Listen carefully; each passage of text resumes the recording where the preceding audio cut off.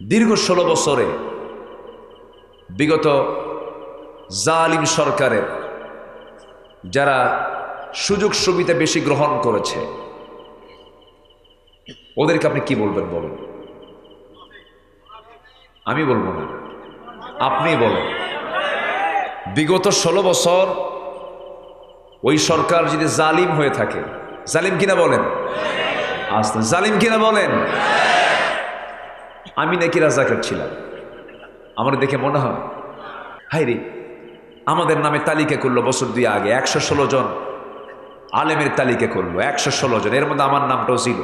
আমারও কালামানিক বলে নাই। কালামানিকের নাম শুনছেন তো? এই কালামানিক ১১৬ জন আলেমের তালিকা করেছে, এর মধ্যে আমার নামটাও ঢুকাইছে। তো প্রশ্ন করা হলো, বলে যে উস্কানিমূলক কথা কয়, নাশকতার সৃষ্টিকারী, বিভিন্ন ধরনের তুলে এর নামগুলো তালিকা করেছিল। দম্ভ ভরে বলেছিল আমি নিজে সাইদির ফাঁসির রায় দিয়েছি। কত বড় জালিম হতে পারে চিন্তা করুন, কি তার নির্মম পরিহাস। পালানোর জন্য রাস্তা পায় নাই। সিলেটের মাটিতে গিয়ে কলার পাতায় শুয়ে আছে, দাড়ি ছিল না, দাড়িটাও রাখছে, দাড়ি বড় হয়ে গেছে। সিলেটবাসীকে আমি ধন্যবাদ জানাই, সিলেটবাসী তারে ধৈর্য মোটামুটি বিসি সাইজ করছে। বদমাইশ। আল্লাহ আছেন না নাই? ইতিহাস থেকে শিক্ষা নিন। আলেমরা কোনোদিন পালায় নাই। যাদেরকে রাজাকার বলে গালি দিয়েছে তারা কেউ পাকিস্তান যায় নাই, বরং যারা গালি দিয়েছে রাজাকার বলে তারাই সব ভারতে গিয়ে পালিয়ে বসে আছে।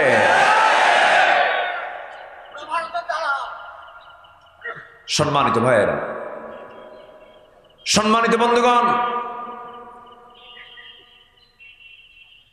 বাংলাদেশের নিকটবর্তী ইতিহাসে রাষ্ট্রপ্রধান পালিয়ে গিয়েছে এমন কোন ইতিহাস নিকটবর্তী ইতিহাসে নাই। কষ্ট পাচ্ছেন নাকি আপনারা? কথাগুলো কি বলার দরকার আছে? আমরা জেল খাটবো, নামের তালিকায় নাম থাকবে, কথা কব না? হ্যাঁ, এখান থেকে সামান্য দূরে একটা মাহফিল ছিল আমির হামজার, মাহফিলে উঠতে দেয়নি, কথা বলতে দেয়নি। আমি শুনেছি। যারা কথা বলতে দাওনি তারা কোথায় আজকে? আসল জনিত নাই। সম্মানিত ভাইয়েরা, বলেন তো আমার দেশ থেকে একটা আলেম পালাইছে? একটা আলেমের নাম বলেন। কেউ পালায় নাই।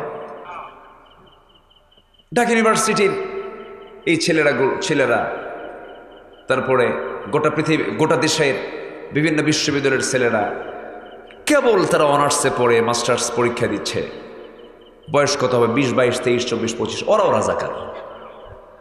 মানে কিছু হইলেই রাজাকার শব্দটা তারা লাগায় দিত, এটা ট্যাগ লাগায় দিত।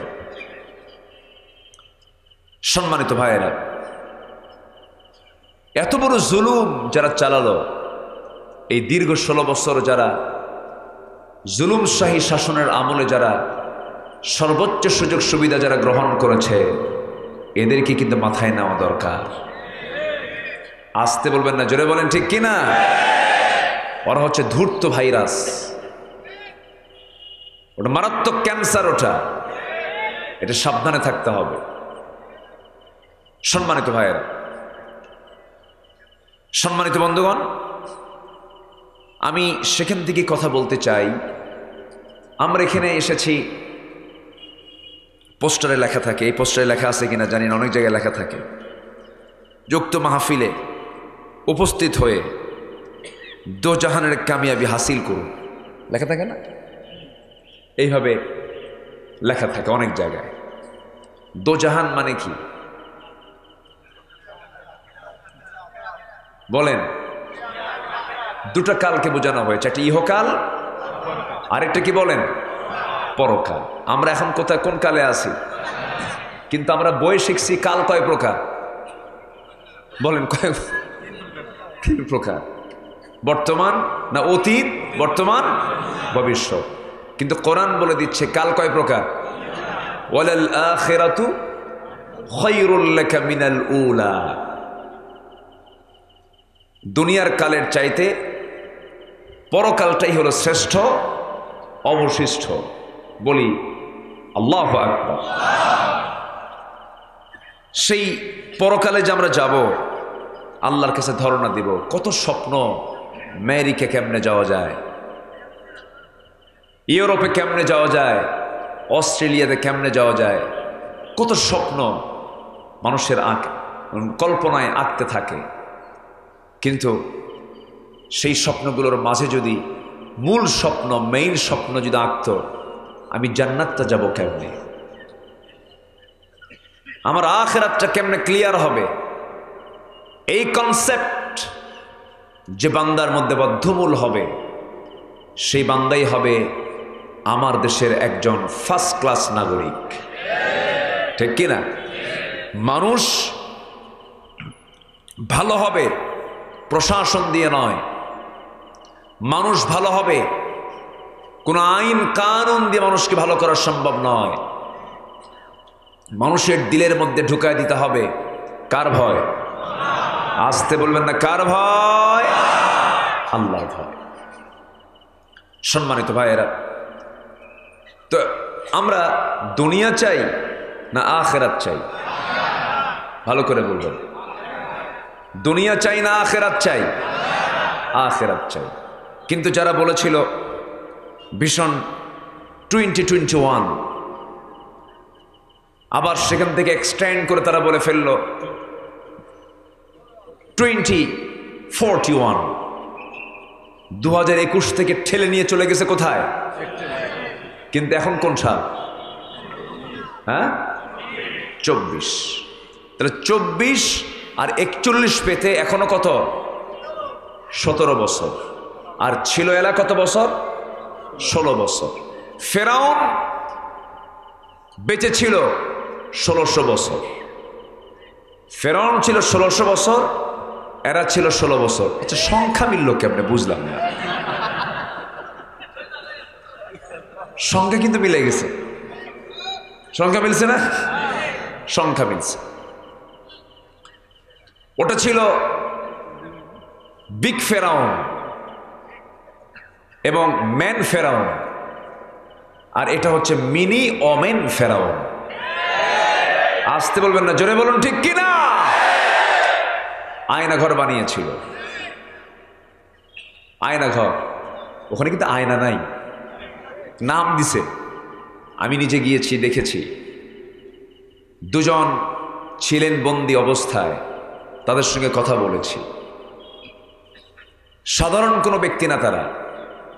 এদেশের সেনা কর্মকর্তাদের ইতিহাসে বর্তমান সেনাবাহিনীরও তিনি শিক্ষক। ব্রিগেডিয়ার জেনারেল আবদুল্লাহিল আমান আজমি, দীর্ঘ 8 বছর। উনি বললেন, আল্লাহর দেওয়া নিয়ামত, সূর্যের চেহারা আমাকে দেখতে দেয়নি ওরা। অপরাধ কি? অপরাধ হলো তিনি হকের পক্ষে কিছু কথা বলেছেন, মানবতার পক্ষে কিছু কথা বলেছেন, ন্যায়ের পক্ষে কিছু কথা বলেছেন। সম্মানিত ভাইয়েরা, একটা কথা আছে, সকল স্বাধীনতা দেবার আগে জাতিকে দিতে হবে আগে কথা বলার স্বাধীনতা। সেই স্বাধীনতা কি ছিল? আসতে বলবেন না, ছিল? এই 16 বছরে জেলখানায় বেশি ছিল কারা বলেন তো? সব আলেমরা না, সব আলেমরা না। যারা যারা যায় নাই তাদের যাওয়ার আর সম্ভাবনাও নাই। আর যাবেন কোন দিন? কোন দিন যাবেন আর আপনারা? এর চান্স তো ছেড়ে হারায় ফেলছেন আপনারা। এই চান্স তো আর নাই। সম্মানিত বন্ধুগণ, যে অত্যাচার, যে জুলুমগুলো তারা চালিয়েছে, এটা নির্মম, পাশবিক, অমানবিক। আমাকে 2018 সালে চট করে ধরে নিয়ে চলে গেল, জেলখানায় ঢুকালো। জেলখানায় ঢোকা মাত্রই দেখি এক বুড়া চাচা, 85 বছর বয়স, আমারে দেখি সালাম দিয়ে বলে, হুজুর আপনি ভিতরে ঢোকাতে আমি খুব খুশি হয়েছি। বললাম যে আপনি খুশি হবেন কেন, এটা কি খুশির জায়গা? বলতেছে ওয়াজ শুনি দূর থেকে, মোসাফা করতে, কাছে একটু বসতেও পারি না। আল্লাহ কেমনে মিলাই দিল, আপনি একদম কাছাকাছি চলে আসছেন, খুব খুশি হয়েছে। তো বললাম চাচা আপনার মামলা কি? বিস্ফোরক। বললাম বিস্ফোরক আপনি বোঝেন? কি বাবা বিস্ফোরক তো বুঝি না, এটা খায় না কি করে, মামলাটাও বোঝে না। বিস্ফোরক হচ্ছে বোমা মারার জন্য, ককটেল মারার জন্য যে হাতগুলো প্রস্তুত থাকে, এরকম যারা করে এদেরকে এই মামলাগুলো দিয়ে দেয়। বলেন তো 85 বছরের হাত কি ফিটনেস ঠিক থাকে? হাত ঠিক আছে? মামলা দিয়ে দিছে তারে ওই নামে। এই ক্যামেরাম্যান একটু দেখে শুনে কইরেন, খুব ডিস্টার্ব হচ্ছে না? আচ্ছা শোনেন, এই যারা রেকর্ড করতেছে, এখানে তো খুব কম সংখ্যক ক্যামেরায় আসছে, এরা যে রেকর্ড করতেছে এই রেকর্ডগুলো আগামীকালকে গোটা পৃথিবীতে কোটি কোটি মানুষের কাছে চলে যাবে। সবই তো ঠিক, আবার এরকম করেন কেন? তো ওটা তো আর মানুষ না, ওটা মেশিন। আচ্ছা থামেন, এখন এই রেকর্ডটা করার জন্য সামনে তো রাখতে হবে ওরে। এখন 2-1 জন মানুষের যদি একটু কষ্ট হয়, একটু মাথা পেতে নিতে হবে। সবই ঠিক, এটা যেন মনে থাকে। ব্যাস আওয়াজ দিবেন না, এখানে আওয়াজ হবে এখন কয়জনের? মসজিদে আওয়াজ হয় কয়জনের? আর বাজারে আওয়াজ হয় জনে জনে, আর মসজিদে আওয়াজ হয় একজনে। এটাই হচ্ছে বরকত আর রহমতের কারণ। বলি আলহামদুলিল্লাহ। মসজিদে আওয়াজ হয় কয়জনে, মাহফিল আওয়াজ হয় কয়জনে, আর বাজারে আওয়াজ হয় জনে জনে। এই জন্য আহাব্বুল বিলাদি ইলাল্লাহি মাসাজিদুহা, আল্লাহর কাছে প্রিয় জায়গা হলো মসজিদ। কেন? রহমতের জায়গা। বলি আলহামদুলিল্লাহ। সম্মানিত ভাইয়েরা, তাহলে আমাদের যদি মূল টার্গেট যদি হতো আখিরাত সবার, এমন চিত্র কি আমার দেশে দেখা লাগতো? আসতে বলবেন, দেখা লাগতো? আখিরাতে বিশ্বাসী মানুষ কি 2041 সালে টার্গেট দেয়? মালাকুল মউতকে আটকে রাখে? হ্যাঁ, মালাকুল মউতকে আটকে রাখছে 2041 মধ্যে তুই আসবি না, আটকে রাখছে। সম্মানিত ভাইয়েরা, সকল পরিকল্পনার মূল পরিকল্পনাকারী তিনি কে? আসতে বলবেন না, তিনি কে? আল্লাহ তাআলা। আল্লাহ রাব্বুল আলামিন বলেন, ইন্নামা আমরুহু ইযা আরাদা শাইআন আন ইয়াকুলা লাহু কুন ফায়াকুন। জোরে বলুন আল্লাহু আকবার। আল্লাহ রাব্বুল আলামিন যখন কোন কাজের সিদ্ধান্ত নেন, সিদ্ধান্ত বাস্তবায়নে বান্দার সময় লেগে যায়, মাস লেগে যায়, বছর লেগে যায়, গোটা জীবন লেগে যায়, তবুও টার্গেট ফিল আপ হয় না। কিন্তু আমার আল্লাহ বলেন, যখন কোনো কাজের সিদ্ধান্ত আমি যখন নেই, শুধু বলি হয়ে যাও, সঙ্গে সঙ্গে মাইক্রো সেকেন্ডের আগে তা হয়ে যায়। জোরে বলি সুবহানাল্লাহ। তাই তো হয়ে গেল, তাই তো হয়ে গেছে। মাত্র টাইম পেয়েছিল 45 মিনিট, গুনে গুনে। দুপুরে ভাতটাও কিসমতে জোটে নাই। কেমনে জুটবে? মাসটা জুড়ে আমার আপনার সন্তানরা রাজপথে না খেয়ে মারা যাচ্ছে। ওদের খাওয়ার দরকার আছে না? রান্না হয়েছে একজনের জন্য, আর খাইছে আরেকজন যায়া। গণভবন সেদিন নামের হক আদায় হয়ে গেছে। গণভবন মানে হলো একা থাকার জায়গা নয়, গণ সবাই থাকবে।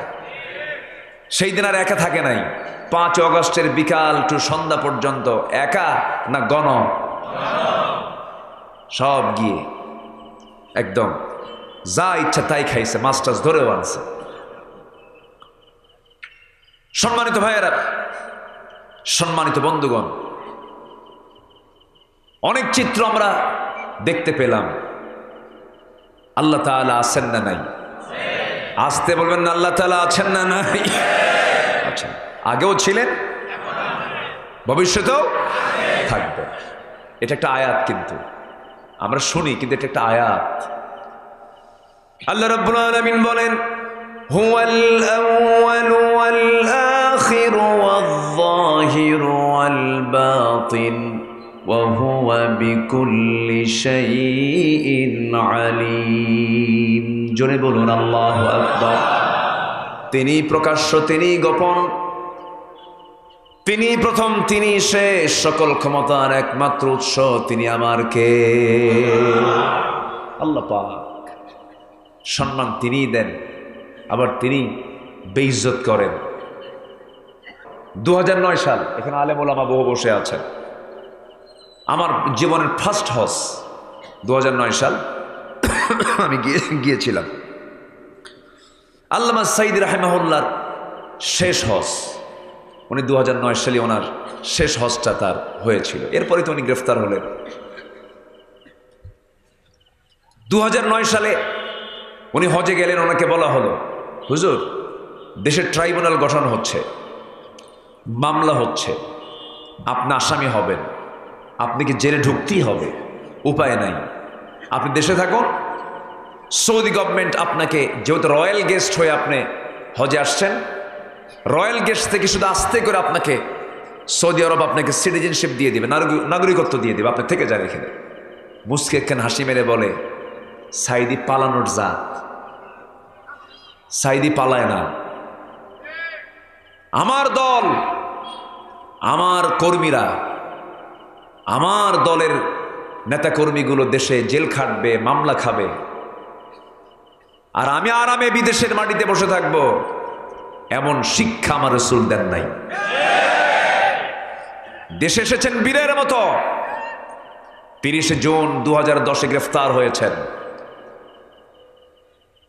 এবং 2023 সালের 13 অগস্ট মৃত্যুর শেষ নিঃশ্বাস পর্যন্ত আল্লাহর সন্তুষ্টি নিয়ে হাসি মুখে দুনিয়া থেকে বিদায় নিয়েছেন। এত সস্তা, ইমানটাকে টিকে রাখা এত সস্তা বিষয় নয়। যেদিকে বৃষ্টি সেই দিকে ছাতা, আল্লাহ বোঝে মনের খবর। ইন্নাল্লাহা লা ইয়ানজুরু ইলা সুওয়ারিকুম, আল্লাহ তোমাদের চেহারা দেখবেন না, বেশভূষা শুধু দেখবেন না, আল্লাহ দেখবেন ওয়ালাকি ইয়ানজুরু ইলা কুলুবিকুম ওয়া আমালিকুম, তোমাদের অন্তর দেখবেন, তোমাদের আমলনামা দেখবেন। সম্প্রতি যশোরের একটা মাহফিলে খুব ভালো লেগেছে। আমার শ্রদ্ধেয় ভাই আল্লামা মামুনুল হক হাফিজাহুল্লাহ, তিনি একটা কথা বলেছেন, আপনার আল্লামা সাঈদীকে শুধু পাখি হিসেবে চেনেন কোরআনের না, উনি হচ্ছেন ইমামে আজম আবু হানিফার যোগ্য উত্তরসূরি। আবু হানিফা জেল খেটেছেন 8 বছর, বিষ প্রয়োগ করে তাকে হত্যা করা হয়েছে জেলখানার ভিতরেই। আল্লামা সাঈদীকে 13 বছর বিনা কারণে জেলখানা আটকে রেখে পয়জনিং করে হসপিটালে নিয়ে তাকে হত্যা করা হয়েছে। তাফসীর মাহফিলের এই প্ল্যাটফর্ম থেকে মাহফিলের শুরুতেই সুস্পষ্ট জানান দিতে চাই, অবিলম্বে ওই মেডিকেল টিম সহ এই হত্যার পরিকল্পনাকারী যারা ছিল প্রত্যেকের তালিকা করে সবাইকে গ্রেফতার করা হোক, চূড়ান্তমূলক শাস্তি নিশ্চিত করা হোক। রাজি আছেন কারা কারা? হাত উঁচু করে দেখা।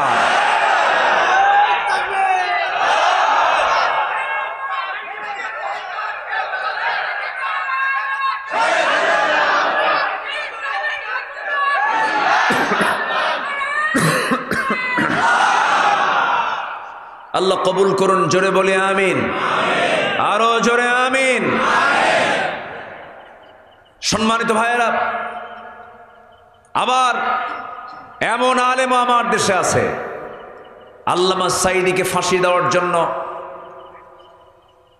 গণজাগরণ মঞ্চ গড়ে তুলেছিল শাহবাগে। সেখানে গিয়ে কিছু আল্লামা নামধারী ব্যক্তিরা সেই জায়গায় গিয়ে বলেছে, এই জায়গায় এসে আমি আমার জীবনের শ্রেষ্ঠ আমল করতে পেরেছি। যদি ভুল বুঝেন এখন আল্লাহর কাছে মাফ চান, নচেত জাতি ক্ষমা করবে না। ঠিক কিনা? ক্ষমা চান। কিছু কিছু ভুল তো বান্দার হয়েও যায়। সম্মানিত ভাইয়েরা, আসুন ধীরে ধীরে আমরা একটু আলোচনার দিকে যাই। অনেক আবেগ ছিল। এবছর এই অঞ্চলে আমার ফার্স্ট মাহফিল। আমার ভাইজান, আমার মুসল্লি, ঢাকায় একসঙ্গে নামাজ পড়ি আমরা। আমি পড়াই, উনি পড়েন, এই তো একই, তো কাজ তো একই। তো এসেছি আপনাদের এলাকায়। রাগ করেন নাই তো? রাগ করেন নাই তো? খুশি হয়েছেন তো? বলি আলহামদুলিল্লাহ। রাগ করা যাবে না, তবে শত্রুকে ক্ষমা করাও যাবে না।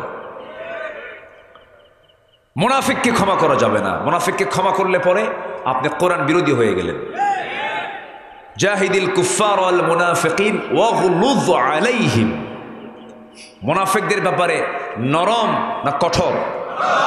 নরম না কঠোর? এরা যে কোনো মুহূর্তে চরিত্র পাল্টায় ফেলে। এদের ব্যাপারে আমরা সতর্ক থাকবো। জোরে বলি ইনশাআল্লাহ। একটু আমার দিকে তাকান। তাহলে আমরা দুনিয়া চাই না আখিরাত চাই? দুনিয়া না আখিরাত? কিন্তু কোরআনে আল্লাহ তাআলা আগে চাইতে বলছে কি, দুনিয়া না আখিরাত? ভালো করে কর। আখিরাত না দুনিয়া? হ্যাঁ, দুটেই বলো।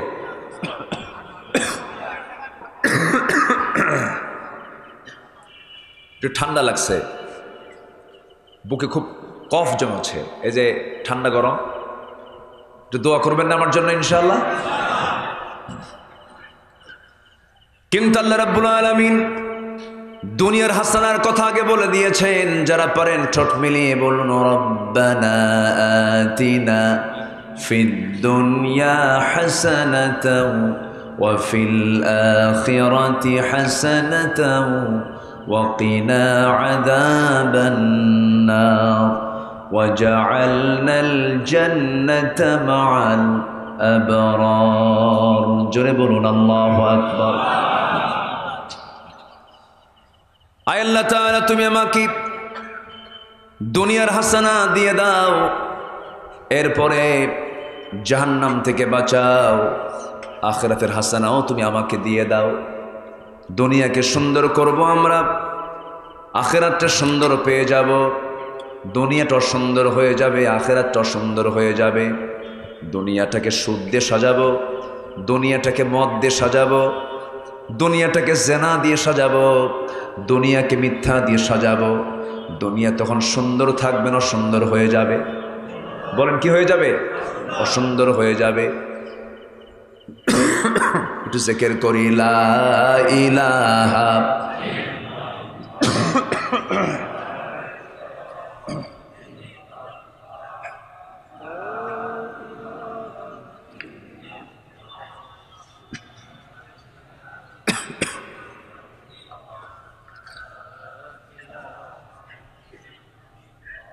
আরো জোরে লা ইলাহা, আরো জোরে লা ইলাহা,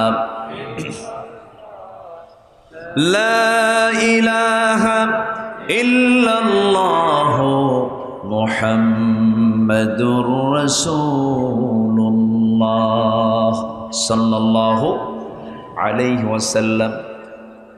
দুনিয়াকে আমরা সুন্দর করে সাজায় নেব, আখিরাতটাও সুন্দর হয়ে যাবে। দুনিয়া জেনার জায়গা নয়, দুনিয়া মদ্যপানের জায়গা নয়, দুনিয়া সুদ খাওয়ার জায়গা নয়। কিন্তু দুঃখজনক হলেও সত্য, আমার দেশে এই সমস্ত অপকর্মের পরিমাণ কম না বেশি? আমি কি আলোচনা করব? তো এরকম লাইন ধরলো কেন সবাই? এই যে কিছু কিছু লাইন কোথায় আবার আসবে? ও মানে অনেক আগে বসার কারণে চাপ চুপ লাগছে। ও আচ্ছা, আবার আসবে তারা। কিন্তু এইরকম করলে তো সমস্যা। একটু মাহফিলের শৃঙ্খলা একটু হলেও একটু হ্যাঁ দেখতে একটু বেমানান হয়। আমরা চেষ্টা করব শেষ অবধি দোয়া পর্যন্ত একটু কষ্ট করে থাকবো। জোরে বলি ইনশাআল্লাহ, আরো জোরে বলি ইনশাআল্লাহ। তাহলে দুনিয়াকে সুন্দর করতে গেলে হারাম কাজ দিয়ে সুন্দর হবে না হালাল কাজ দিয়ে সুন্দর হবে? হালাল কাজ দিয়ে। আচ্ছা, হারাম খাবারের পরিমাণ বেশি না হালাল খাবারের পরিমাণ বেশি? হ্যাঁ, কি বলল? হালাল খাদ্য বেশি না হারাম খাদ্য বেশি? হালালই বেশি। হুররিমাত আলাইকুমুল মাইতাতা ওয়াদ-দামা ওয়া লাহমাল খিনজির। হারামের তালিকা কিন্তু খুব একটা লম্বা না, কম। কিন্তু যে শুয়োরের মাংসের কাছে যে শীত হয়ে পড়ে আছে কিনা বলেন? আল্লাহ বলতেছে তুই আঙ্গুর খা, আঙ্গুর খেতে কোনো সমস্যা নাই। কিন্তু বান্দা কি করে জানেন? আঙ্গুরটা পচায়া বাসি বানায়া মত করে খায়। অর্থাৎ যে মাটিতে বসে আছেন এই মাটিতে যদি পানি ফেলা হয় কি হয়ে যায়? কাদা হয়ে যায়।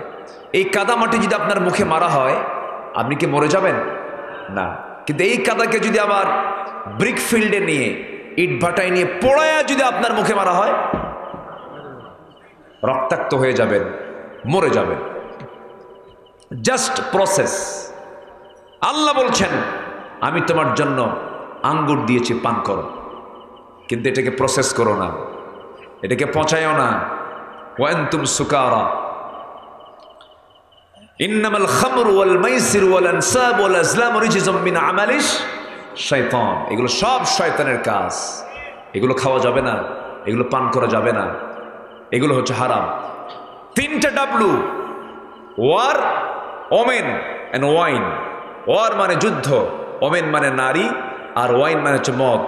এই তিনটা নারী নিয়ে আজ পৃথিবীর অধিকাংশ দেশগুলো ব্যস্ত হয়ে পড়েছে, ঠিক কিনা বলেন? এই তিন বিষয় কি নেই আরবের সেই আইয়ামে জাহালিয়াতের সেই কোরাইশরা অসভ্য বর্বর যুগেও এই তিনটা জিনিসকে নিয়ে তারা ব্যস্ত ছিল। তাহলে আগে ছিল হলো ওল্ড জাহেলিয়াত, এখন হলো নিউ জাহেলিয়াত। আগের যুগে মেয়ে সন্তান হলে জীবন্ত পুঁতে মারত, আর এখন মেয়ে সন্তান পৃথিবীতে আসতেই দেয় না। কি আমার কথা কি বুঝতেছেন আপনারা? মেয়ে সন্তান আসতেই দেয় না, যায় টেস্ট করে, টেস্ট করে যদি দেখে যদি মেয়ে সন্তান, ওখানেই ভ্রণটাকে নষ্ট করে ফেললো। তাহলে এটা কি ছোটখাটো অপরাধ না অনেক বড় অপরাধ? এগুলো অপরাধ তো আমার দেশে নাই। আসতে বলবেন না, আছে না নাই? তাহলে তারা করতে এক ভাবে, এবার হয়ে এখন বর্তমান পৃথিবীতে হয়ে গেছে হচ্ছে আপডেট ভার্সন, মানে আলাদা হবে এই প্রসেসগুলো হচ্ছে। বরঞ্চ আইয়ামে জাহেলিয়াতকেও হার মেনে দিয়েছে আজকের পৃথিবী। আমরা ইতিহাসে কোথাও পাইনি, যারা ইতিহাসের ছাত্র ছিলেন কেউ দেখাতে পারবেন না, কেউ দেখাতে পারবেন না যে আরবের ওই বর্বর যুগের মানুষগুলো 3.5 বছরের কোনো শিশুকে ধর্ষণ করেছে। এটা পাবেন না, নাই। মরা লাশ কবর থেকে তুলে ধর্ষণ করা হয়েছে, লাশটাকে মর্গে রাখা হয়েছে, মর্গে রাখা লাশের উপরে জেনা করা হয়েছে, ধর্ষণ করা হয়েছে। এমন চিত্র, এমন ইতিহাসকে আমরা কোনো ইতিহাসে পাইছি? পাই নাই। তাহলে এই চিত্র কেন? এই চিত্র চিত্রায়িত হওয়ার মূল কারণ হলো গোটা জাতি আজকে এই কোরআন থেকে কাছে না দূরে? আসতে বলবেন না, কাছে না দূরে? এই কিতাব থেকে দূরে থাকে মানে কি? আল্লাহ থেকেও আসতে, আল্লাহ থেকেও, আল্লাহর ভয় থেকেও দূরে থাকা। আমার বন্ধুগণ, এই জন্য এই কিতাবের সঙ্গে সম্পর্ক রাখতে হবে। সবার আগে এই কিতাবকে আত্মস্থ করার চেষ্টা করতে হবে। আখেরাতের প্রস্তুতির জন্য পরীক্ষায় যেমন পরীক্ষা দিতে গেলে প্রস্তুতির জন্য কিসের প্রস্তুতি নিতে হয়? বইয়ের প্রস্তুতি নিতে হয়, পড়ার প্রস্তুতি নিতে হয়। তেমনি জান্নাত পেতে গেলে না পড়ে, না জেনে, না বুঝে জান্নাত মিলবে না। সেই সিলেবাস হলো একটা মাত্র সিলেবাস। জান্নাতে যাওয়ার সিলেবাস কয়টা বলেন? আর হাদিস কি? হাদিস এর ব্যাখ্যা, হাদিসের ব্যাখ্যা। তাহলে মূলত সিলেবাস কয়টা? একটা। এই সিলেবাস হলো জান্নাতে যাওয়ার সিলেবাস। সবাইকে শিখতে হবে, জানতে হবে। হয়তো অনেকে একটু মনে মনে চিন্তা করতেছে, হুজুর এই বুড়া বয়সে আপনি কি চিন্তা মাথার মধ্যে ঢুকাই দিয়ে এখন পড়বো কেমনে? আমার বন্ধুগণ, আমার নিজের চোখে দেখা, আমি আমার নিজের হাতেও মাথায় দাস্তারবন্দি দিয়েছি। 5 থেকে 6 বছর বয়স, অথচ তার সিনার মধ্যে 30 পারা কোরআন মুখস্থ। জোরে বলেন সুবহানাল্লাহ। কে দিয়েছেন? আসতে বলবেন না, কে দিয়েছেন? তাহলে কোরআন জানার দরকার আলেমের না সবার? আলেমের না সবার? হাফেজের না সবার? সবার। কোরআন সবাইকে শিখতে হবে। কোরআনের মাহফিলে এটা আমার 1 নম্বর আহ্বান, আমরা শিখে নেব কোরআন। জোরে বলি ইনশাআল্লাহ। যে সিলেবাস আমরা 53 বছর পাইছি, এই সিলেবাসে জাতির কিছুই হয় নাই। তার বড় প্রমাণ হলো পদ্মা সেতুর মতো একটা বিশাল বড় সেতু উদ্বোধন হলো। সে উদ্বোধনী তেলাওয়াতে এমন তেলাওয়াত করছে, শয়তান অসন্তুষ্ট। শুনছেন কিনা জানি না, মনে আছে কিনা আপনাদের? সূরা রহমান তেলাওয়াত করছিল পদ্মা সেতুর উদ্বোধনে। এমন তেলাওয়াত, ওই তেলাওয়াত শুনে কোরআন তো রহমত দেবে না, কোরআন ওর উপর আরো গজব চাবে। রুব্বা কারিন লিল কোরআনি ওয়াল কোরআনু ইয়ালআনুহু। তাহলে দশা কেন হলো? অথচ যে তেলাওয়াত করেছে সে একজন বিসিএস ক্যাডার। ওরা চেয়েছিল কোনো আলেমকে দিয়ে তেলাওয়াত করাবে না। বোঝেন নাই? দেশে, আমার দেশে কি হাফেজের সংখ্যা কম? এটা কি সরকারি উদ্যোগ না জনগণের উদ্যোগ? ভালো করে বলবেন কিন্তু। এই দেশের হিফজ মাদ্রাসা, এই দেশের কওমি মাদ্রাসাগুলো এবং ব্যক্তিগত উদ্যোগে কিছু প্রাইভেট মাদ্রাসাগুলো, মসজিদগুলো সরকারি টাকায় চলে না জনগণের টাকায় চলে?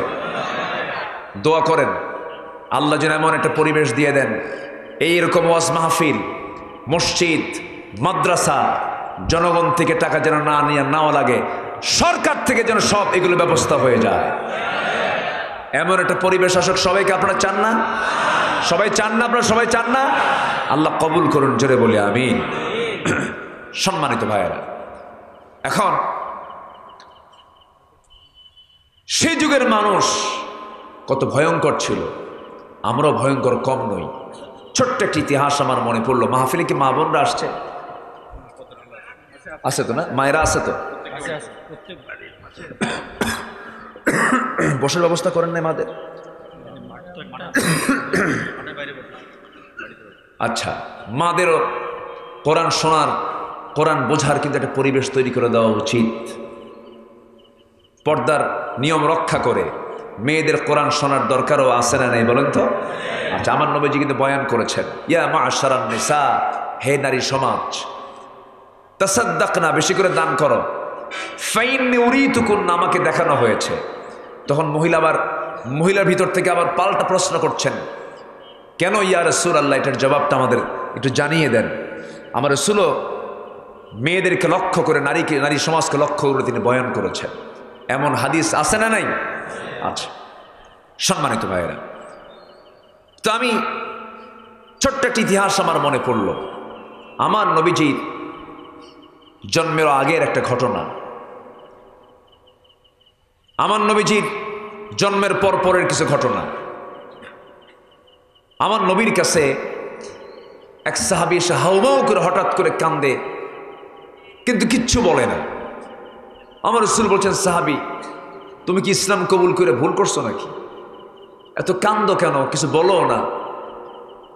সাহাবী বলছে, হুজুর ইসলাম তো কবুল করলাম ঠিক আছে, কিন্তু আমার কাছে মনে হচ্ছে আপনি বলেছেন আমার সব গুনাহ মাফ হয়ে গেছে, কিন্তু আমার মনে হয় একটা গুনাহ আমার মাফ হয় নাই। কি গুনাহ মাফ হয় নাই? বলো, তুমি আমাকে একটু খুলে বলো। সুস্থি চেহারার, সুন্দর চেহারার সেই সাহাবী আমার নবীর সামনে হাঁটু দুটো গেড়ে দিয়া কাঁদা কাঁদা কণ্ঠে আর কাঁপতেছেন, কাঁপা কাঁপা কণ্ঠে বলছেন, ইয়া রাসূলুল্লাহ, আল্লাহর কসম করে বলি, শিরকিয়াতের কারণে বড় একটা অপরাধ আমি করে ফেলেছি। আমি আমার নিজ হাতে, আমি আমার কন্যা সন্তানকে আমি নিজের হাতে খুন করেছি। আমার মনে হয় আল্লাহ তাআলা আমার এই গুনাহটা মাফ করবেন না। আমার নবীজি বললেন, শুনেছি বহু, কিন্তু তোমার সামনে থেকে আজকে আমি এটা শুনতে চাই। আমার নবীজি শুধু বলতেন না, তিনি শুনতেন, শুনতেন আবার বলতেন, বলতেন, মানুষকে বলার সুযোগও দিতেন। আমাদের সমাজে কিছু লোক আছে শুধু কয়, বলার কোনো চান্স নাই। এরকম কিছু লোক আছে না? আছে। তো এই সাহাবী এক পর্যায়ে বলেই ফেললেন, বলতেছেন, সাহাবী কেমন করে কি হলো বলো? বলছে, ইয়া রাসূলুল্লাহ, আমার বউয়ের পেটের সন্তান 6 মাস, বউটা তার বাবার বাড়িতে চলে গেল, পাঠায়া দিলাম। যাওয়ার আগ দিয়ে শুধু একটা কথাই বলে দিলাম, শোনো, চলে যাচ্ছ, সন্তান ডেলিভারি তোমার চোখের সামনে হয়ে যাবে, আমি তোমাকে ফরমান জারি করে দিলাম, ছেলে হলে উঠায় নিয়ে আসবা, মেয়ে হলে পরে তুমি তোমার যখন ডেলিভারির সময় হয়ে যাবে গর্তের কিনারায় বসে থাকবে। সন্তান যদি জীবিত হয়, সন্তান যদি জীবিত হয় দেখে নেবে, লিঙ্গ নির্ধারণ করবে ছেলে না মেয়ে। মেয়ে হলে পরে জীবন্ত পুঁতে গর্তের মধ্যে ফেলে আসবে, পাথর চাপা দিয়ে শেষ করবে। কিন্তু হুজুর, আমার চক্ষু আড়াল করে আমার স্ত্রীর মধ্যে মায়া হয়েছিল। মেয়ের সন্তান হওয়ার পরেও মায়া দয়ার কারণে সন্তানটাকে আমার চোখের আড়ালে আমাকে মিথ্যা কথা বলে সন্তানটাকে ধীরে ধীরে বড় করতে লাগলো। 6 বছর পূর্ণ হয়ে গেছে, কোনোদিন আমি তাকে দেখি নাই, সে আমাকে দেখে নাই। চট করে আমার সামনে একদিন দেখি আমার মতো হাতের নখ, আমার মতো চোখ, আমার মতো কপাল।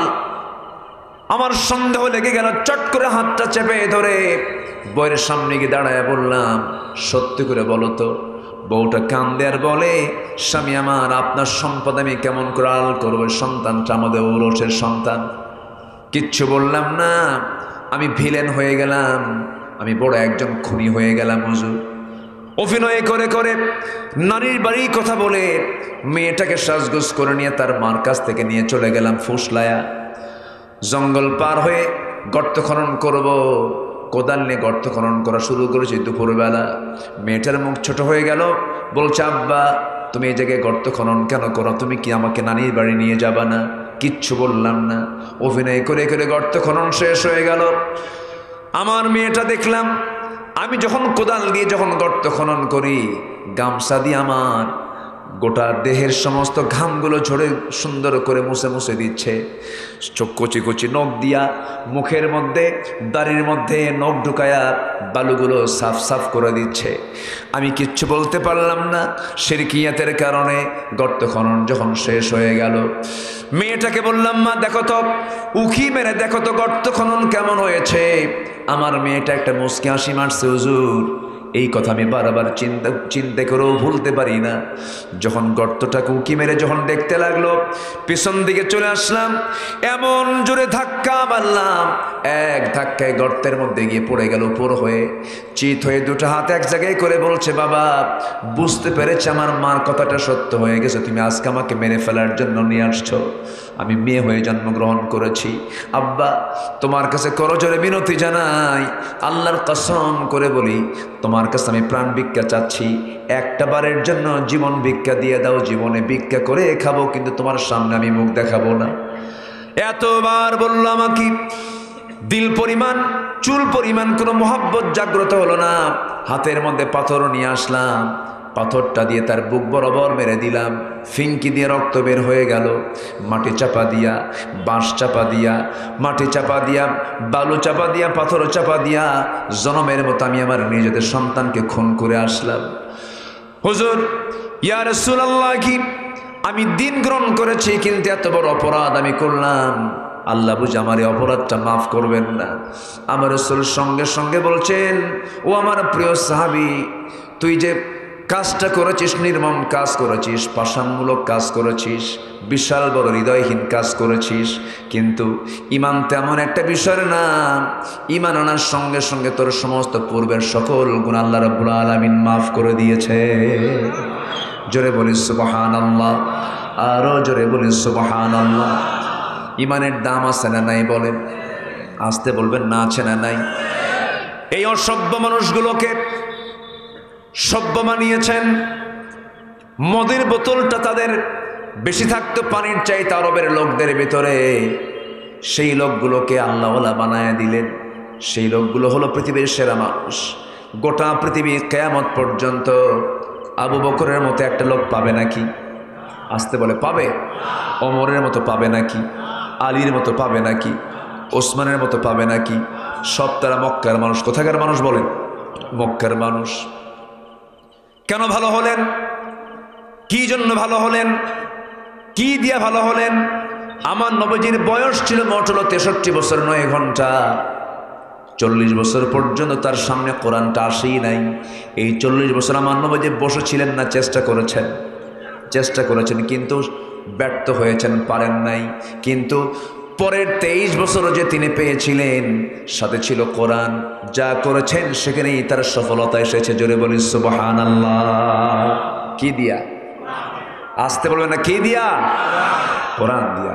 সেই কোরআন যদি আমরাও ধরি, আমরা বিফল হব না সফল হব? বিফল হব না সফল হব? আমরা সব দেখেছি, আর দেখতে চাই না। 71 থেকে 2024 সাল পর্যন্ত আমরা যা দেখেছি, যে পরিমাণ বৈদেশিক সাহায্য আমার দেশে এসেছে, তার 75% গেছে হলো নেতাদের পকেটে।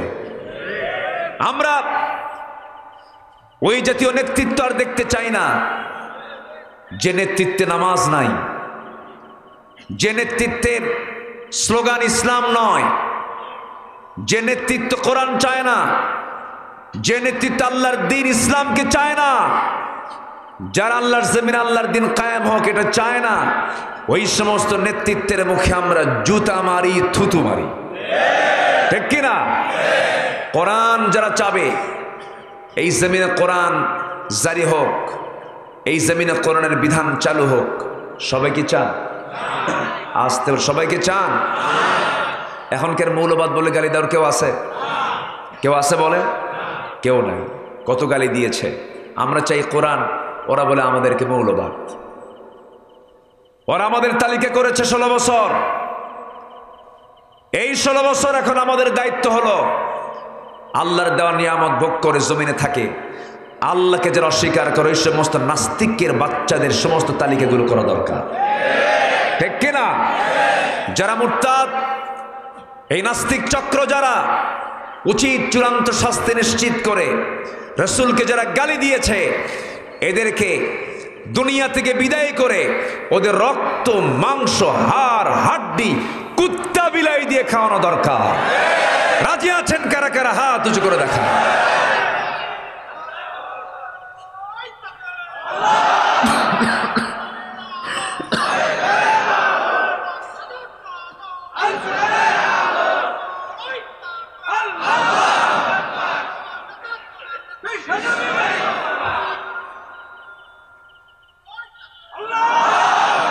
আল্লাহ কবুল করুন, জোরে বলে আমিন।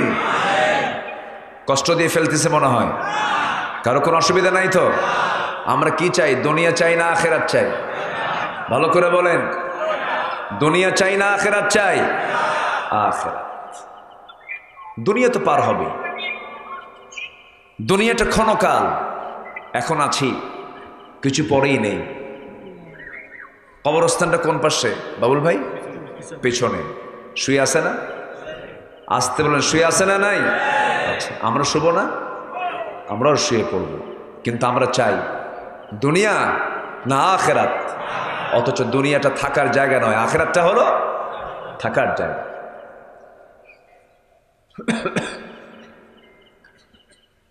যে দুনিয়া আমার থাকার জায়গা নয়, সেই দুনিয়ার জন্য কত পেরেশানি, সেই দুনিয়া পাওয়ার জন্য কত পাগলামি।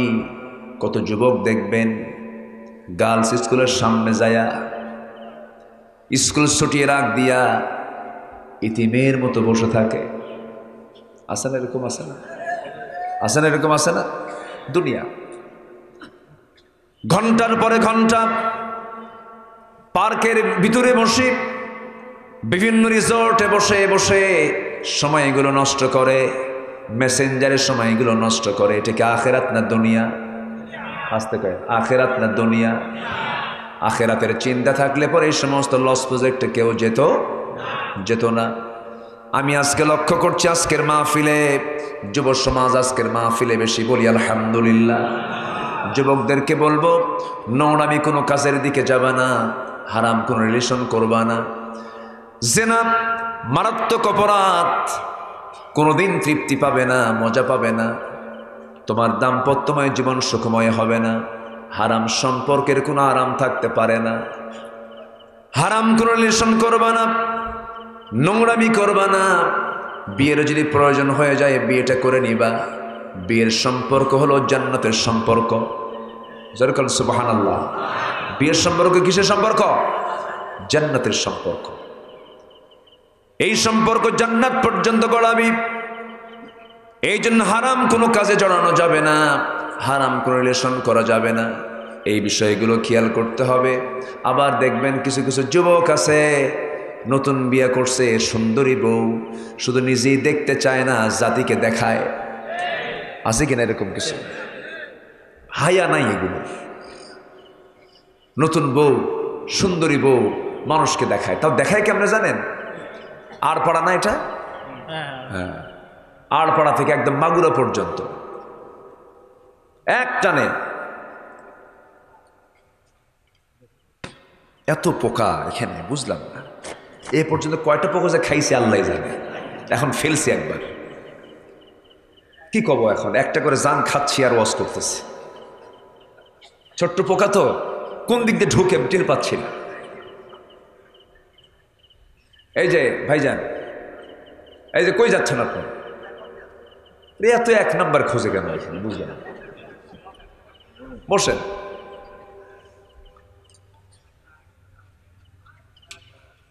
তো নতুন বিয়া কইরা সাধারণ কোনো হোন্ডা না, প্লেন সিট না। এখনকার সিট আবার দেখবেন যত হাইফাই হোন্ডা আছে না, কি যেন নাম বলে, R15, আরো কি আছে, জিক্সার আছে, আরো কি কি নাম আছে, যাও R15 লেটেস্ট ভার্সন। আচ্ছা, দেখবেন ওটার প্যাসেঞ্জার সিট হলো 2 তলা, আর ড্রাইভিং সিট হচ্ছে নিচতলা, আন্ডারগ্রাউন্ড। দোতলায় প্যাসেঞ্জার থাকে আর আন্ডারগ্রাউন্ডে ড্রাইভার থাকে। এখন দোতলার এই প্যাসেঞ্জার সিটে বসাই হলো নতুন বউকে, যেন জাতির দেখতে যেন চুল পরিমাণ কোনো অসুবিধা না হয়, মাথা থেকে পা পর্যন্ত বসায় দিল। স্বামী ড্রাইভার, টান দিল হোন্ডা। কিন্তু আগের প্রথম যখন হোন্ডা কোম্পানি হোন্ডা বের করে তখন বিকট আওয়াজ ছিল। এখন আবার যত দামি হোন্ডা হোক আওয়াজ খুব কম। অল্প আওয়াজে তো আর সবাই দেখতে পাবে না। যেদিক দিয়ে হাওয়া বের হয়, ধোঁয়া বের হয়, ওটার নাম কি? সাইলেন্সার। এই সাইলেন্সার টোটাল খুলে ফেলে। খুললে পরে তখন আওয়াজটা ওই সাবেক হোন্ডার মতো হয়। বোঝেন নাই? বিকট আওয়াজ। মানে বিকট আওয়াজ মানে তো ওই দিকে নজর যাবে মানুষের। একদিকে আছে হলো কয়তলায় বউ, কয়তলায়? দোতলায়। আরেক দিকে আওয়াজ বিশাল। দিলার পাড়া থেকে টান চলে গেছে মাগুরা পর্যন্ত। জাতির রাস্তার দুধার থেকে যা দেখার দরকার ছিল হক সহ আদায় করল। সন্ধ্যার সময় চলে গেল এক পুকুর পাড়ে বা নদীর পাড়ে, গিয়ে লাল শাড়ি পরায়া দিয়া, অর্ধলগ্ন দেহ সাজগুজ করায়, চুলটুল ছেড়ে দিয়া, চোখে মুখে আশকারা মাস্কারা লাগায়া, গালে গুলে আটা ময়দা লাগায়া ছবি একখান তুললো 16 Pro Max আইফোন দিয়া। ছবি টবি তুলে ফেসবুকে আপলোড দিয়ে বলল, প্রিয় ভাইয়েরা আসুন আমার নতুন বউটাকে সবাই মিলে জামাতের সাথে দেখি। জোরে কোন নাউযুবিল্লাহ, জোরে বলেন নাউযুবিল্লাহ। এরকম কিছু দুশ্চরিত্রের কিছু লোক, বিকৃত রুচির কিছু মানুষ আছে না নাই? আসতে বলবেন না, আছে না নাই? আছে। আমি তো কোনো আওয়াজ পাচ্ছি না এখানে, একটু আওয়াজটা বাড়ান। সম্মানিত ভাইয়েরা, তাহলে এই সমস্ত চারিত্রিক গুণ কি আখিরাতের চিন্তার বিষয়? আখিরাতের চিন্তার লোক কি এগুলো করতে পারে? আমরা প্রস্তুতি নেব হচ্ছে আখিরাতের, আমার দ্বারা যেন কোনো হারাম কাজ সংগঠিত না হয়। জোরে বলি ইনশাআল্লাহ। কোরআনে কারীম 13টা কাজ করতে বলেছে। 13টা কাজ করো, আখিরাতের প্রস্তুতি তোমার হয়ে যাবে। জোরে বলি সুবহানাল্লাহ। নাম্বার 1 হলো, আমি শর্ট করে বলবো, এই 13টা পয়েন্ট আমরা একটা একটা করে শিখে যাব।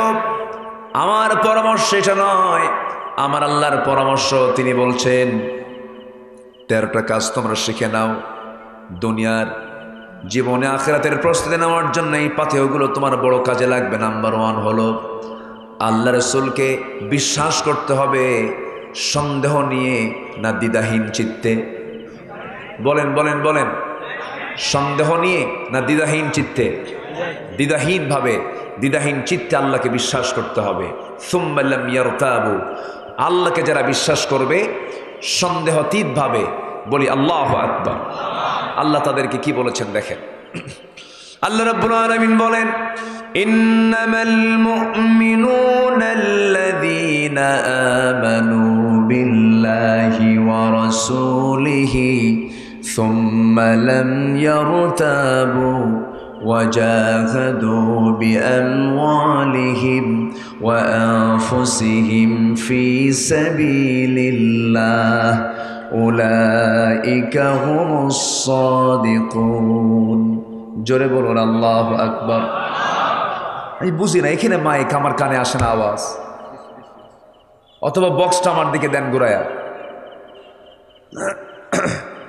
মাইক হলে গেছে কোথায়?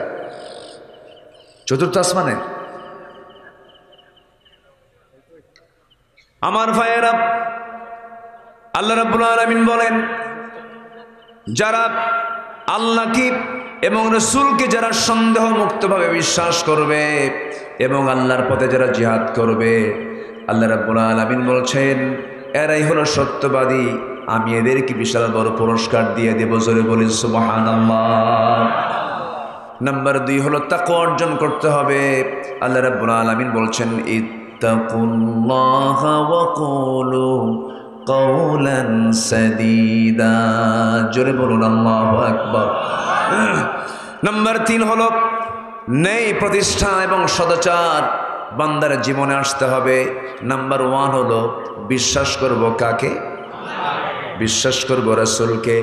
এই 2টা কাজ যারা করবে, তাকওয়া যারা অর্জন করবে, ন্যায় প্রতিষ্ঠা যারা করবে, নাম্বার 3 চলে গেল। নাম্বার 4 হলো দ্বীনের সঠিক ইলম অর্জন করে যে বান্দা জীবনটাকে সুন্দর করে সাজাবে। ইলম হাসিল করার দরকার আছে না নাই? বলেন, আসতে বলবেন না, আছে না নাই? প্রত্যেকের জন্য ইলম হাসিল করা, জ্ঞান অর্জন করা কি বলেন? আরো জোরে বলেন। নামাজ কি? নামাজ কি? রোজা কি? কোরআনের জ্ঞান অর্জন করা কি? আমার দেশের সিলেবাসে কি ফরজ? আমার দেশের সিলেবাস 53 বছর ছিল, এটা কি ফরজ সিলেবাস ছিল না নফল সিলেবাস ছিল? কোরআন শেখা ফরজ, শুধু এটা মাদ্রাসায় ছিল, তাও নিজেদের উদ্যোগ। দেশের সকল প্রকৌশল, মেডিকেল, কলা, বিজ্ঞান সব অনুষদে সকল শিক্ষার পাশাপাশি কোরআন শিক্ষাকে বাধ্যতামূলক করা হোক। এর সময়ের দাবি।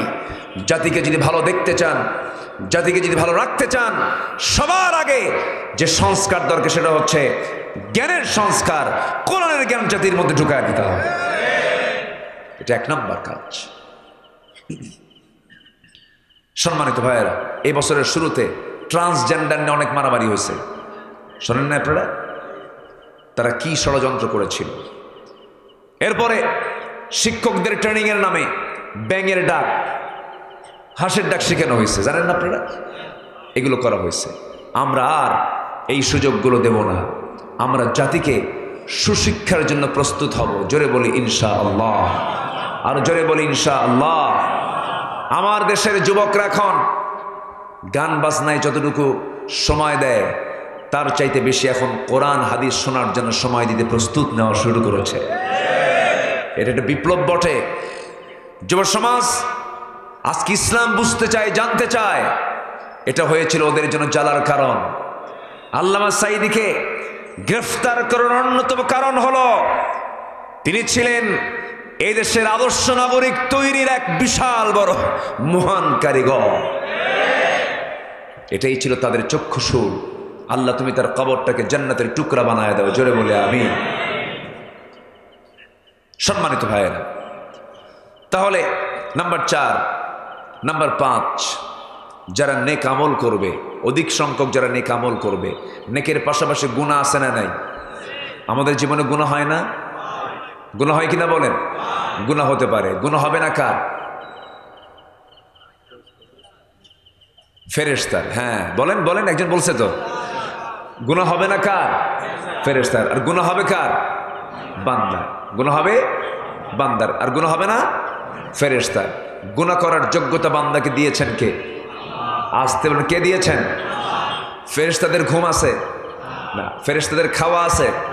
আচ্ছা, ফেরেশতাদের বউ বাচ্চা আছে? ফেরেশতাদের কোনো ব্যবসা বাণিজ্য আছে? আমাদের আমাদের এই জন্য গুনাহ আছে। তাহলে আজকে থেকে গুনাহ করেন সে। আমি কি এই জন্য এই উদ্দেশ্যে বলতেছি? একটু বসুন। আমি লক্ষ্য করছি কিছু কিছু লোক আমাকে না বলি চলে যাচ্ছেন। আমাকে না বলে যান, কিন্তু একটা কথা মাথায় রাখবেন, সেটা হলো এটা এমন একটা জায়গা, এই জায়গার জন্য একদিন আমরা আফসোসও করতে পারি। যতক্ষণ থাকবো আমার আমল নামা থেকে আল্লাহ তাআলা গুনাহগুলোকে ঝোড়ায় দিবেন। ইউবাদদিলুল্লাহু সাইয়্যাতিহিম হাসানাত। কার কথা? আল্লাহ তাআলা গুনাহগুলোকে ঝরিয়ে দিয়ে সওয়াব দিয়ে ভরপুর করে দিবেন। এটা এমন জায়গা, আপনি এখন এখান থেকে উঠে কোন জায়গায় যাবেন এর চাইতে উত্তম জায়গা আর এই এলাকায় নাই এখন। বলি আলহামদুলিল্লাহ। বসেন, আমরা একসঙ্গে দোয়ার মতো একটা বরকত নিয়ে যাব। আমি 13টা পয়েন্ট বলি, আমি শেষের দিকে আস্তে আস্তে চলে যাচ্ছি। সম্মানিত ভাইয়েরা, তাহলে পাপ কাজ হতে পারে, পাপ কাজ হবে না কেন? হতেই পারে, কিন্তু পাপের সঙ্গে সঙ্গে বান্দার চোখের পানি যদি বের হয়, আল্লাহ এই পাপটা করছে, আমারে মাফ করে দাও, আল্লাহ এত খুশি হন। আল্লাহ তখন বলেন, বান্দা তোর এই অনুশোচনাই তোকে জান্নাতে নিয়ে যাবে। জোরে বলে সুবহানাল্লাহ, আরো জোরে বলে সুবহানাল্লাহ। বরং আল্লাহ রাব্বুল আলামিন আরো এক জায়গায় বলেছেন, লাউ লাম তুযনিবু লাযাহাবাল্লাহু বিকুম ওয়া লাজাআ বিকওমিন হাত্তা ইউযনিবুন। বান্দা তুমি যদি গুনাহ না করো, তোমাকে দুনিয়া থেকে মিটিয়ে দিয়ে এমন একটা জাতি পাঠাবো যারা গুনাহ করবে, আর আমি গুনাহ করার পর তারা চোখের পানি ফেলে মাফ চাবে, আমি তাদেরকে মাফ করে জান্নাত দিয়ে দেব। এর মানে কি? তোমার গুনাহ হতে পারে, হতাশ হইও না, কিন্তু মাফ চাইতে ভুল করো না, মাফটা চেয়ে নিবা। তবে হ্যাঁ, অজ্ঞতাবশত ভুল, জাহালাতিম বিসু, অজ্ঞতাবশত ভুল একটা ভুল, আবার পরিকল্পিত একটা ভুল একটা ভুল। পরিকল্পিত গুনাহকে আল্লাহ রাব্বুল আলামিন মাফ করবেন না, কিন্তু হঠাৎ করে না জেনে ভুল হয়ে গেছে আল্লাহ রাব্বুল আলামিন তাকে মাফ করে দিবেন। আমার ভাইয়েরা, কোন পরনারীর দিকে মন তো চায় তাকায় দেখি, পরনারীর সুন্দর চেহারার দিকে মন চায় একটু তাকায় দেখি, কিন্তু আমি তাকাচ্ছি না, আমি তার দিকে নজর দিচ্ছি না, চোখটা আমি নিম্নগামী করতেছি, বারবার তাকানোর জন্য মন চাচ্ছে, এরপরও তাকাই না, আল্লাহর ভয়ে তাকাই না। আল্লাহ রাব্বুল আলামিন ওই মুজাহিদকে বড় মুজাহিদ বলেছেন। জোরে বলি সুবহানাল্লাহ। কোন নারীর দিকে যদি নজর চলে যায়, রাসূল বলেছেন এই ফিতনা এখন দুনিয়াতে কম না বেশি? বলেন কম না বেশি? দেখবেন না, আপনাকে দেখতেই হবে। না দেখে যাবেন কই? ডানে যাবেন, বামে যাবেন, সামনে যাবেন, পিছনে যাবেন। এক বুড়া চাচা 2015 সালে আমার সঙ্গে হজে গিয়েছে। তো চাচা আমার সাথে বিমানে উঠলেন। তো বিমানে উঠে সিটে বসছে। তো যারা বোঝে সিটটা লাগাতে হয়, ওই যে বেল্ট লাগাতে হয়, বেল্ট না লাগানো পর্যন্ত বিমান উড্ডয়ন করে না, কারণ একটা ঝাঁকিতে মাথাও ফেটে যেতে পারে। তো সবাই বেল্ট, এটা বাধ্যতামূলক। তার মুরব্বী বয়স হয়ে গেছে, তারা তার এগুলো বোঝে না। তো এগুলো লাগানোর জন্য সেখানে ডিপার্টমেন্ট আছে, একটা সার্ভিস দেয়। ম্যাক্সিমাম গোটা পৃথিবীর বিমান সার্ভিসে বিমান ক্রু থাকে হচ্ছে অধিকাংশই মহিলা, এবং সেগুলো নিতে গেলে তারা সুন্দরী মহিলাগুলো নিয়ে নেয়, অর্ধলগ্ন তাদের সার্ভিস। নাউজুবিল্লাহ বলেন। তো এই বিমান বালা ওই চাচার সামনে এসে কোমরের বেল্ট ঠিক করে দেয়। আমারে ওখান থেকেই বলতেছে, বাবা এটার নাম কি হজ নাকি বাবা? বুঝলেন, মানে উনি তো বোঝে না। তো বললাম, মানে উনি আমার উপর খেপে গেছে,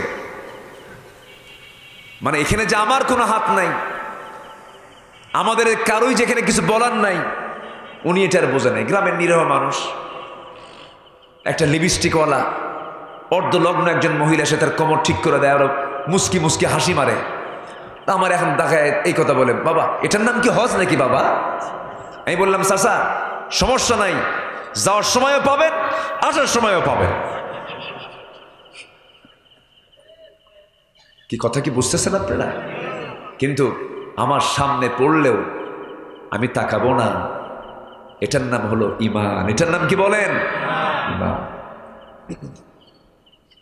যদি কোনো নারী আপনার সামনে পড়ে যায়, আমার রাসূল বলেছেন প্রথম নজরটা মাফ। প্রথম নজরটা কি বলেন? মাফ। দ্বিতীয় নজরটা পাপ হয়ে যায়। অনেকদিন আগে, বছর 15 আগে এরকম একটা মাহফিল থেকে ডান পাশে না বাম পাশে থেকে এক যুবক দাঁড়ায় বলে, হুজুর একটা কথা বলি, রাগ করবেন না কিন্তু। কি? আপনি বলেন প্রথম নজর মাফ, দ্বিতীয় নজরটা পাপ। প্রথম নজরে যদি 101 ঘন্টা তাকায় দেখি গুনাহ আছে নাকি? দেখছেন? দুষ্ট আমার ভাইয়েরা, চোখটাকে নিয়ন্ত্রণ করতে হবে। আল্লাহ রাব্বুল আলামিন পর্দা করতে বলেছেন আগে পুরুষকে না নারীকে? দেখেন চুপ করে আছে, নিজের নাম কবে না। আল্লাহ পর্দা করতে বলেছেন নারীকে আগে না পুরুষকে আগে? পুরুষকে পর্দা করতে পারে। ইয়াগুদ্দু মিন আবসারিহিম ওয়া ইয়াহফাযু ফুরুজাহুম আন ইয়াহফাযনা ফুরুজাহুন্না। কি ঠিক আছে না? ইয়াগুদ্দুনা মিন আবসারিহিন ওয়া ইয়াহফাযনা ফুরুজাহুন্না। আমার বন্ধুগণ, নেক আমল বাড়াতে হবে। পাপের পরিমাণটা থাকবে, কিন্তু সেটা থাকবে কম পরিমাণ। পাপ থেকে থাকতেই পারে, হতেই পারে। বড় বড় দাগি দাগি আসামি হওয়া যাবে না, বড় বড় পাপের অধিকারী হওয়া যাবে না। বড় বড় পাপ কাকে বলে? আকবারুল কাবাইর, বড় বড় কবিরা গুনাহগুলো কি কি? আমার রাসূলকে প্রশ্ন করা হলো, আমার রাসূল 1 নাম্বার বলে দিয়েছেন, সেটা হলো শিরকের কাজ। আলা উনাব্বিউকুম বিআকবারিল কাবাইর, আমি তোমাদেরকে বড় বড় গুনার কথা বলবো নাকি? রাসূল 3টা বলেছেন। কয়টা বলেছেন বলেন? 3টা বলেছেন। বড় 3 কবিরার 1 নাম্বার হলো আল্লাহর সঙ্গে শিরক স্থাপন করা। নাম্বার 2 হলো উকুকুল ওয়ালিদাইন, পিতামাতার সঙ্গে খারাপ আচরণ করা। নাম্বার 3 হলো কাউলুজ জুর, বেহুদা কথা, বাজে কথা মুখ থেকে বের করে ফেলা। এই 3টা চরিত্র বুঝি আমাদের দেশের মানুষের মধ্যে নাই? আসতে বলবেন না, আছে না নাই? কবর দেখলেই মাথা খারাপ, একদম সোজা সেজদা মারে, আছে না? দিল সেজদা মেরে। শনিবারে বাঁশ কাটা যাবে না, মঙ্গলবারে বিয়ে হওয়া যাবে না। বিয়ের দিন বৃষ্টি হলে সারা জীবন ওর চোখে পানি ছাড়া কিছু কিসমতে জুটবে না, আছে কিনা বলেন? আচ্ছা, এগুলো শিরক। এগুলো কি বলেন? শিরক। পিতামাতার সঙ্গে নাফরমানি করা, এটা তো নাই। আসতে কয় পিতামাতার সঙ্গে রূঢ় আচরণ করা, মেজাজ দেখায় কথা বলা, চোখ গরম করা, বাপ মাকে টেনশনের মধ্যে ফেলে দেওয়া, টেনে হেঁচড়ে আচরণ করা, এরকম সন্তান শালিখেতেও কিন্তু আছে। আসতে বলবেন না, আছে না নাই? আবার ভাববেন না ঢাকার গুলশান, বাড়িধারা, জিওএইচএস, ধানমন্ডিতে সে এলাকার সন্তানদের বাপ মা মনে হয় খুব ভালো আছে, তাও ভালো বলতে পারবেন না। ধানমন্ডির এক বাসিন্দা ছিল, বুড়া মানুষ, জামাই একজন সিনেমার অভিনেতা। সে অভিনেতার শ্বশুর রাত 2টার দিকে নিজের লাইসেন্সওয়ালা পিস্তল দিয়া নিজের মাথায় পিস্তল ঠেকিয়ে আত্মহত্যা করলো। লাইভে এসে বলল, আমার বউ বাচ্চা সব থাকার পর আমার কেউ নাই। কেন? এর মূল কারণ হলো তার সবই ছিল, ইসলাম নাই। ঠিক কিনা? এই যে পিতামাতার সঙ্গে আজকে খারাপ আচরণগুলো করা হচ্ছে, অশিক্ষিত দেখে তা কিন্তু নয়। এই কেসগুলো অধিকাংশই হলো শিক্ষিত নামের কিছু কলঙ্ক, কিছু সন্তান। আছে কিনা বলেন? আমার দাদা, আমার নানার যুগে এগুলো ছিল না, বৃদ্ধাশ্রম ছিল না, কিন্তু আজকে শিক্ষার হার বেড়েছে, কিন্তু পিতামাতার সেবার হার কমেছে। পৃথিবীতে যত নেক আমল আছে, এর মধ্যে সবচাইতে বড় নেক আমল হলো বান্দার হক আদায় করা, হক পুরোপুরি আদায় করা। আজকে সেই বান্দার হক আদায় কিন্তু হচ্ছে না। বান্দার দিকে যাবেন কখন? বাপ কি ভাত দেয় না, আছে না নাই? মাকে ভাত দেয় না। নতুন অতিথি যখন চলে আসে, নতুন বউ আসার সঙ্গে সঙ্গেই মা হয় পরনারী। গত বছরের নাটোরে মাহফিল, 72 বছরের এক বৃদ্ধা নারী, তারা কাঁপানো কাঁপানো লেখায়, হাত কাঁপতেছে, সেই লেখায় আমাকে একটা চিঠি পাঠাইছে। বাবা, আমার বয়স 72 বছর, আমার 3টা ছেলে, তাদের ঘরগুলো আমার ঘরের চতুর্পাশে। আমি এখনো এই বুড়ো বয়সে নিজে রান্না করে খাই। আমার ছেলে 3টা, 3জনে বিয়ে করেছে, আমি আমার রান্না নিজের হাতে নিজে করে খাই। বাবা, আমার এই বুড়া বয়সে আমি নিজে রান্না করি, আমার তো কষ্ট হয়। আপনি একটু দোয়া করবেন, আল্লাহ যেন আমাদের সন্তানের, আমার সন্তানদের কলিজা যেন নরম বানায় দেয়। চিন্তা করেন, 3 সন্তানের যৌথ উদ্যোগে একটা মার খাবারের বন্দোবস্ত হয় না, অথচ ওই 3 সন্তানকে একসঙ্গে মানুষ করেছেন কে? আসতে কয়, কে করেছেন? একজন করেছেন 3 জনকে, আর 3 জন পারে না একজনকে। পোড়া কপাল, পোড়া কপাল। সব যাবে তোমার, তোমার নামাজ যাবে, তোমার রোজা যাবে, সব ইবাদত মাটির সঙ্গে মিশে যাবে, শুধুমাত্র বাপ মার সঙ্গে যদি তুমি নাফরমানি করো। কারণ সবচেয়ে বড় বড় গুনার ভিতরে রাসূল 3টাকে তালিকায় নিয়েছেন, এর মধ্যে আল্লাহর পরেই 2 নম্বর তালিকা দিয়েছেন হলো আব্বা আম্মা। আল্লাহু আকবার বলে। এই জন্য আব্বা আম্মার সঙ্গে আমরা সুন্দর আচরণ করব। জোরে বলি ইনশাআল্লাহ, জোরে বলি ইনশাআল্লাহ। এক সাহাবী মারা যাচ্ছেন, মুখ থেকে কালিমা বের হয় না। এক সাহাবী এসে বলেন, হুজুর কি করা যায়? কে? আলকামা। আমার তো খুব প্রিয় সাহাবী, দেখো তো তার মা বেঁচে আছে নাকি। দেখেন, রোগ ধরে ফেলছেন। মা বেঁচে আছে নাকি? হ্যাঁ আছে। মাকে ডেকে আনো। ডেকে আনা হলো। আমার রাসূল বললেন, আমার প্রিয় সাহাবী আলকামার মা, আলকামা দুনিয়া থেকে বিদায় নেয়, কিন্তু মুখে কালেমার আওয়াজ বের হয় না কেন? আপনি কি মনক্ষুণ্ণ নাকি?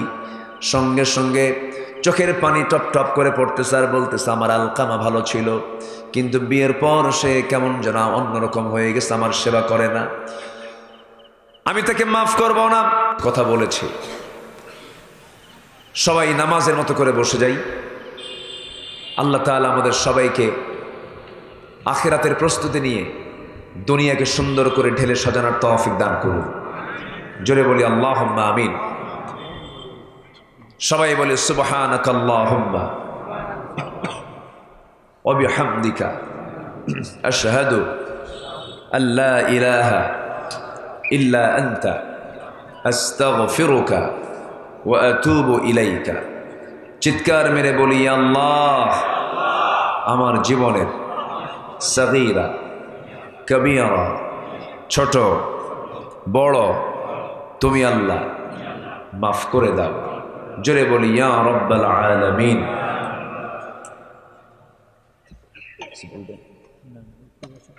আচ্ছা, জি জি। আমার বাবুল ভাই তিনিও দোয়া চেয়েছেন, তার ছেলেটা হাফেজ। কোথায়? না, এখানে আসছে বলে। জি, কোরআন 30 পারা মুখস্থ করা নিজের চেষ্টায় হয় না, এটা আল্লাহর রহমত লাগে। বলি আলহামদুলিল্লাহ। শুধু হাফেজ না, আল্লাহ তুমি তাকে বড় আলেম বানাও। জোরে বলি আমিন। মানে হাফেজের সম্মান তো অবশ্যই আছে, আলেমের সম্মানটা আরো বেশি হবে, কারণ এলিমের দরকার আছে। ঠিক কিনা বলেন? এলিমের দরকার আছে। আসেন আমরা আমাদের নিজের সন্তানদের ব্যাপারে যত্নশীল হই। আপনার সন্তান জজ, ব্যারিস্টার, এসপি, এমপি, সচিব সব কিছু হলো, কিন্তু নামাজি হলো না, দিন বুঝলো না, কোরআন বুঝলো না, এটা আপনার জন্য জীবনের এই দুনিয়া তো বোঝা হবে, আখিরাতেও বোঝা হয়ে যাবে। সবার আগে আমরা দ্বীনি শিক্ষায় শিক্ষিত করার চেষ্টা করি, পরিবারকে জান্নাতি পরিবার হিসেবে গড়ে তুলি। আচ্ছা আচ্ছা, জি, আমরা আল্লাহর কাছে চাই, আল্লাহর কাছে প্রার্থনা করি।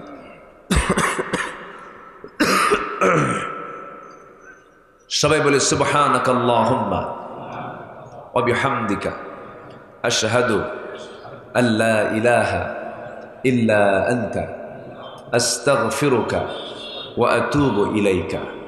সবার কাছে আমিও দোয়া চাচ্ছি, আমার জন্য দোয়া করবেন না? আমিও দোয়া করি আপনার জন্য, আল্লাহ যেন আমাদের এই সম্পর্ক হাসর পর্যন্ত গড়ায় দেন। জোরে বলি আল্লাহুম্মা আমিন।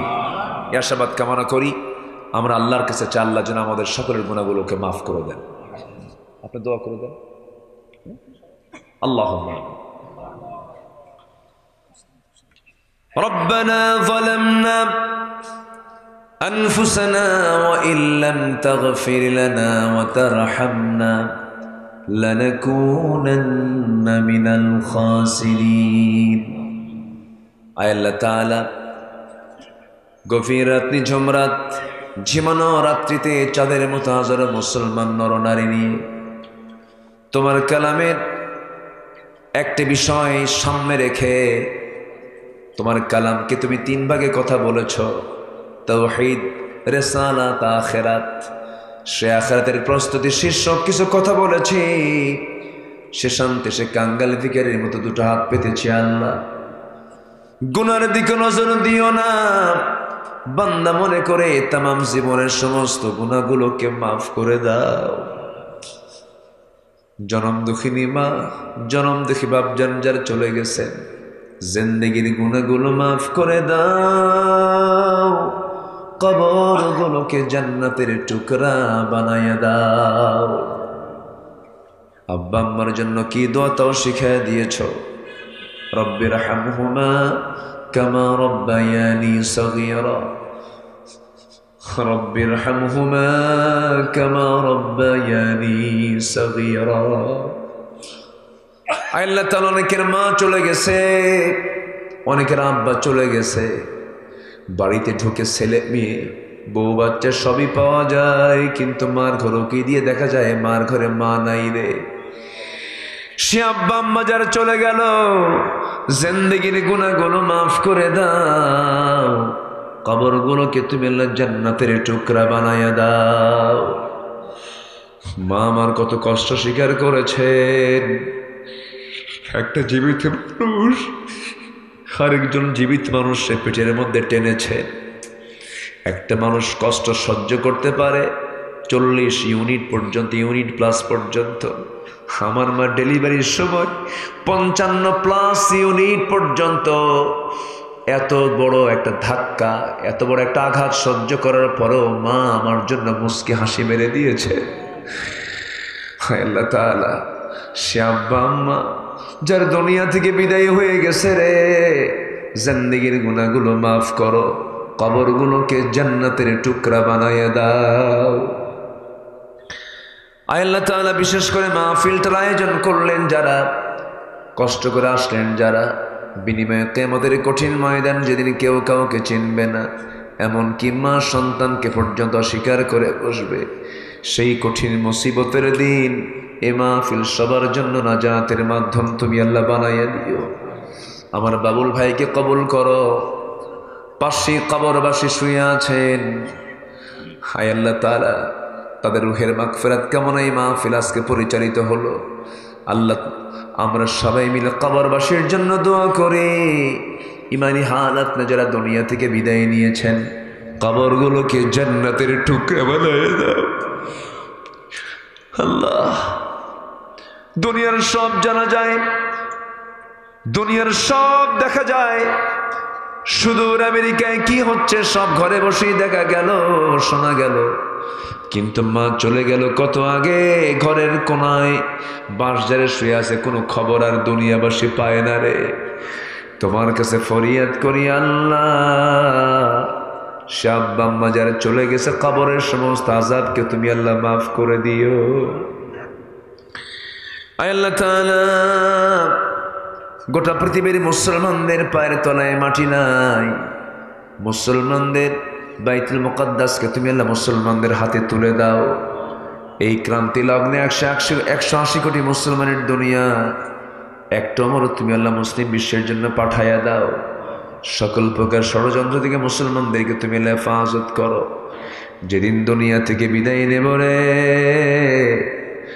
আমার শরীরে যা ছিল সব খুলে খুলে নেবে, সেলাইওয়ালা কাপড় অচল হয়ে যাবে, আমাকে টেনে হেঁচে কবরের দিকে নিয়ে চলে যাবে, কবরের সহায় দেবে, বাঁশ চাপা দেবে, মাটি চাপা দেবে। আয় আল্লাহ তাআলা তোমার কাছে ফরিয়াদ করে ডান হাতে আমলনামা না আসা পর্যন্ত মরণ দিও না। এই গ্রামের 500 থেকে 600 পরিবারের সন্তানরা আজকে প্রবাস জীবনে আছে। আমরা যারা দেশে থাকি তাদের মনটা একরকম থাকে, যারা প্রবাসে থাকে তারা যেন জেলখানার মতো থাকে। সারাদিন পরিবার নিয়ে টেনশন চিন্তা নিয়ে প্রবাস জীবনে থাকে না আল্লাহ। আমরা তাদের জন্য দোয়া করি, প্রবাস জীবনে যে সমস্ত ভাইয়েরা অবস্থান করছেন তাদের প্রবাস জীবনকে তুমি না সুখময়, বরকতময়, রহমতময় করে দাও। ব্যবসায় ঘাটতি বরকত দিয়ে দাও, চাকরি দুর্বল মজবুত ব্যবস্থা করে দাও, অসুস্থ সুস্থতা করে দাও, ঋণগ্রস্ত ঋণ মুক্ত তৌফিক দিয়ে দাও, সন্তানগুলো অবাধ্য অনুগত করে দাও। আয় আল্লাহ তাআলা পারিবারিক শান্তি দিয়ে দিও, ও সকল অশান্তি তুমি আল্লাহ দূর করে দিও। তাকাব্বাল মিন্না ইন্নাকা আনতাস সামিউল আলিম ওয়া তুব আলাইনা ইন্নাকা আনতাত তাওয়াবুর রহিম।